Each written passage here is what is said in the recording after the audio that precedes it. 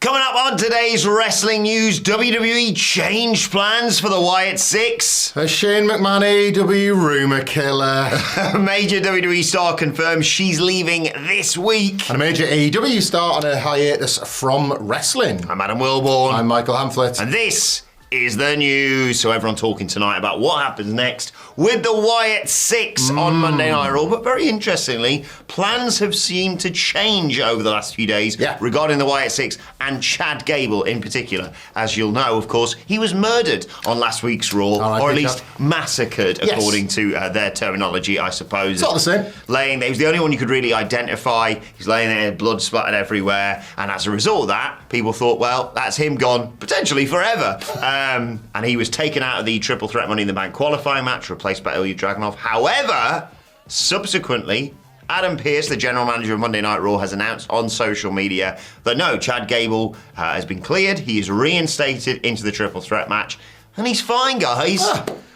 Nothing to worry about regarding tonight's episode of Monday Night Raw. However, I will say that video announcing this on social media, on WWE social channels, was corrupted somewhat. And you can imagine that the Wyatt Six would have been behind that. I think they've handled this storyline brilliantly so far, Hamflett. They obviously had their debut, re-debut, however you want to call it, because obviously Uncle Howdy's involved in all this on Raw. Yeah. That created shockwaves throughout the Pyrenees. And then on Friday, they actually did something we asked them to do. Great this. And put in plans to stop this bunch of, people who massacre people from getting involved on Friday Night SmackDown. There will be inevitably a follow-up on this tonight, but yeah, just so good so far. Yeah, one of the many positives from Friday SmackDown that I cannot wait to dig into when we record the SmackDown. Was that one of the best wrestling episodes ever? Maybe. We'll talk in detail about that later on, wherever you get your podcasts. In the meantime, this storyline feels already like... we said about Chad Gable, like they'd we put over the sleuthing last week of spotting the clues they'd given about Chad Gable. I like this changing of the plans because it feels as though in the security and in Gable wanting to wrestle through it, this is WWE as an institution and its wrestlers maybe not taking them seriously enough. Maybe now they're being a bit meta with it and saying like, look, you have mocked all of this stuff in the past.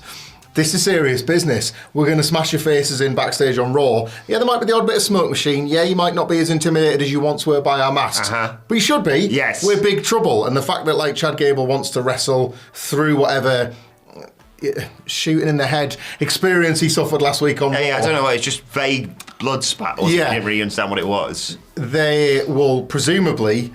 as based on the description on this video, not take particularly kindly to not being thought of as the biggest danger within WWE, and that's ultimately how you get them over as the biggest danger. Yeah, I just think it's far better and sort of inclusive in the world of WWE, the world of Raw and SmackDown and what have you, i.e. previously it used to just be like, bloody hell, that's terrifying, there's a presence that can murder people. Anyway, what's going on with the IC title? Switching gears. It just feels far more sort of intertwined. Yeah, that's the word I'm looking for with this. And now you're going to be watching, assuming that they may get involved in that triple threat match. They may just, again, wait to make their presence felt until the end of the show. But also, watching Monday Night Raw, it's going to be like me when I first got my Where's Wally book. I'm going to look... There's any clues everywhere throughout the entire show. I already look in the background of every Triple H interview segment because something's going on back there. Yeah. But now, I just can't wait for tonight's show. They are, ultimately they do have to wrestle, and we've said before how difficult it is to keep that intimidating. But right now, they are the people you don't want to step in the ring with. And speaking of people you never want to step in the ring with, Shane McMahon, based on reports from every actual wrestler he's ever been in there with. We reported with some glee and a bit of confusion over the weekend that Shane might be AEW bound based on Wrestler Whispers ultimately and Wrestler WhatsApps and him. It was reported that he'd reached out. Conrad Thompson said he heard some stuff. JR had said it could happen. Yeah. Fightful Selective done some really great reporting on this one. Shout out to Sean Rossap and the guys there, as usual. Ultimately, to kind of kill this rumour, for the time being at least, the report says, quote, there was heavy buzz throughout wrestling over the past week regarding the possibility of Shane McMahon appearing in AEW, but Tony Khan, having told the Wrestling Observer he'd not ever had a conversation with Shane, and those at the top level who they'd spoken to about Shane McMahon say that he'd never been sort of brought up in conversation. The report adds, and this is quoting, there were numerous talent that inquired with us internally repeatedly about the possibility of Shane appearing in AEW, but we're told it hasn't been something considered. However, McMahon himself has spoken to others about the possibility and didn't seem opposed to it happening. However, prior this week, it wasn't a topic of conversation within AEW. Shane's father, Vince, told some close to him in WWE that Shane McMahon, quote, would never get a pop in the company again as long as he was running it. Of course, that was after the Royal Rumble 2022 mess and Vince firing his own son. All of that ugly stuff went down.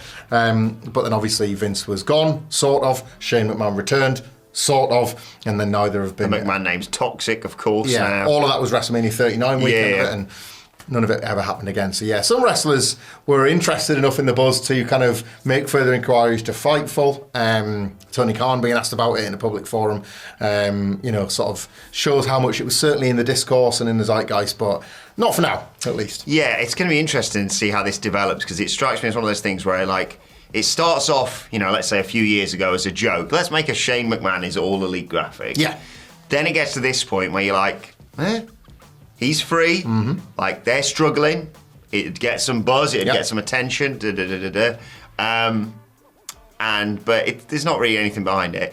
Then people start talking about it, mainly just to say, that's not happening, is it? Mm-hmm. Then I don't know. Because right now... Then the buzz is real, because it's actual buzz. There's clear buzz. You've sort of almost dipped your toe in the water of, like, would people be interested in this? Yeah. What would it look like? Like, maybe that plants the idea of potentially Shane actually going to AEW. I mean, he's a ratings draw, and that Dynamite number was in the toilet last week. Not a good one. So it could be one of those ones where they're like, yeah, we'll not do that. Actually, the scenario being as it is right now, maybe it's worth a punt. There are panic buttons to press whether or not a Shane McMahon shaped one is the one right now. I mean, it will be glowing and red like most buttons. Sweat dripping off it like that guy. Yeah, my sources actually have told me that he is going to. That's not officially rubber stamped by Adam Wilborn, because I've got various little birds out there. Yeah. But apparently he's coming in on the condition that they change one of their big gimmick things, the big things that AEW's known for. No more blood and guts, guys. Sorry, it's going to be called Blood, Guts and Sweat. So that's what you heard. You heard it here first. Right, yeah. That's not what you think. It would be an awesome member of the elite team, wouldn't it? That's not what you're thinking of. Okada and Shane flying in as the last man, yeah. Like, Okada presses the wrong button. Christopher Daniels. Not Christopher Daniels. What's the one called with the beard? Brandon Cutler. Brandon Cutler, thank you. Brendan Cutler. Brendan Fraser. Brendan Rogers. Right. We sat there with the breakfast cereal. Yeah, we're going to have blood and guts. We're going to have me. We're going to have my brother. We're going to have you, Kazuchika Okada. And he's like, Shane McMahon. Right, we reported that now, so let us know what you think of that in the comments below. Share it. Share the clip. Yeah. Wilborn, aggregate it. We aggregate the odd bit every now and then in every single video. Like, you can aggregate Wilborn's journalism too. Right. Let's move on quickly. We're in trouble. Probably. Yeah. Always. Let's move on to... Hey, Kayla! Oh, yeah. Sad news, She's this. Kayla Braxton is leaving WWE this week. Yeah. Loads of people talking about this on social media over the weekend. She announced on the 22nd of June, which was Saturday, I believe, that she's stepping away from WWE after... Well, it's next week, technically this week now. Fightful Select Sean Ross Sapp confirming this. She's currently working for the company under a verbal agreement between the two parties. Her WWE deal expired, but she was going to continue working there, and there were sort of conversations about her sticking around for longer. Yep. Nothing's really come of that, though. AEW have been made aware of her contract status, but not sure whether that's due to direct communication between Braxton and agent or an AEW. But yeah, she's going to be a great loss. She's been with them since 2016. She moved to the main roster after doing some announcing and stuff on NXT in 2019. So yeah, 5 years on the big shows. And just like a reassuring presence. I've always liked her. Obviously, her interactions with the Iconics were legendary. Yeah. But I just think there's a lot of turnover with this sort of job, isn't there, within WWE? There is. There's a lot of turnover, and I think as well... Charlie Caruso left, didn't she? She did. Sure did.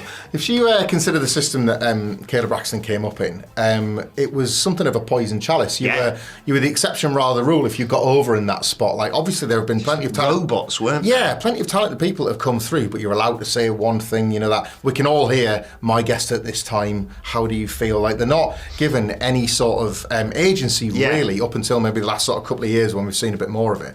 So to be able to shine through that was extra difficult. You know, there's a really nice message that I would recommend going checking out on Kayla's socials, where she's talked about how proud she was of, I think it was 200 episodes of The Bump, and like the relationship with Paul Heyman and the chemistry that those two had. Good. Like it was just one more thing when the Bloodline was really kicking up to the next level. That like you'd had the amazing in-ring segment with Roman and Sammy Newsas, whatever. There was also going to be Paul Heyman like getting a jump scare from Kayla Braxton, wanting to get the story. Like one more on SmackDown, I think, before she wraps. Yeah, like a journalist on the beat almost. Wasn't it? He was like, "Oh, not you again," that sort of thing. She's trying to get to the bottom of it. So yeah, real personality, real character. Seems as though from those that have like already sort of replied to it, and that she'll be much missed. And like as a viewer, she will be too. Again, I think a lot of the nameless, faceless ones within WWE that don't get credit, she was one that was able to kind of head above it. I always remember as well, don't know why it stuck with me, she really bought into Eric Bugenhagen on NXT and did like the air guitar with him when he had that big breakthrough night. Go and check out Rick Boogs' YouTube channel, by the way. I've been subscribed for a long old time. Pretty deranged, right? His thumbnails and titles are some of the wildest things I've ever seen. And some of his videos, to be honest. A lot of screaming. Just him screaming, some death metal or something going on. He's ripping an apple in half or whatever. Unless, of course, this is all a ruse, I was going to say. And Kayla Braxton's quitting or leaving WWE so she can attack CM Punk and carry his lifeless body to the ring next week. Smart. Very good. One of her last reports, of course, will be that he was overnight in that hospital. shot was cinema. It all was incredible. I spent 2 hours at the pictures, and that was just in front Chelsea of Green qualified for Money in the Bank. That was class. We have to. Sorry. Yeah. SmackDown Review podcast, wherever you get your podcast from. Speaking of people stepping away from pro wrestling, maybe not forever, but certainly for now, the Bunny of AEW has confirmed as much that she will be at least taking a hiatus for the foreseeable future. In reality, she's kind of on one in terms of her in-ring action. She last wrestled on Rampage last September. She was part of a 6-woman tag. My word, the world changes in AEW alongside Ty Valkyrie and Anna Jay against Britt Baker, Hikaru Shida and Sky Blue. That is a different looking division less than 1 year ago, isn't it? But yeah, that was when she last wrestled. She's made scant appearances since then. And and I love these guys again coming through as accidental scoopsters. Per a chat she was having during one of those virtual sign-ins for KNS WrestleFest. They always drop these. Now, like apparently the biggest news breakers because you've got a wrestler for maybe an hour and they will just talk. Yeah. She said, "Quote: I'm figure skating." So they forget what they're doing and they just just tell you all the real thing. You get all the gossip.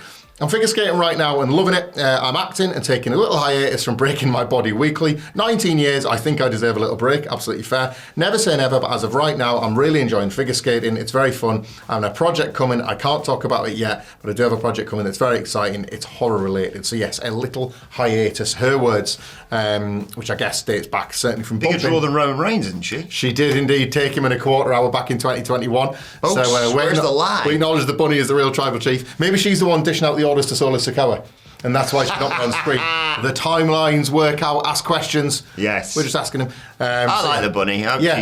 Me too. Fair play to her for trying some stuff outside of wrestling as well. Be nice, of course, when the Blades go to gear as well, if we had the three of them make some awesome returns together on AEW. They'd be a welcome return as and when they want to and are fit to. So yeah, all the best to the Bunny and to any wrestler or anyone in that sort of lifestyle that decides every now and then to just hit pause, because I couldn't do it. No. I would want to, I could not. Speaking of bunnies, by the way, I heard a really funny joke the other day. Why did the rabbit suspect his wife of cheating? I don't know, Wilborn. Because he kept finding different hairs in his bed. Do you know, I have heard that one, but you weren't in the room. Stacks told that one. Really? Yeah, we need to talk about Simply Red when the cameras stop rolling. Okay. Well, worth checking out the NXT review podcast. I would say so, like. Yeah, definitely. But if you don't want to do that, there's other stuff out there on this channel you can watch. You wouldn't want it. And it's available right here. We'll be back later on today with another news. Bye!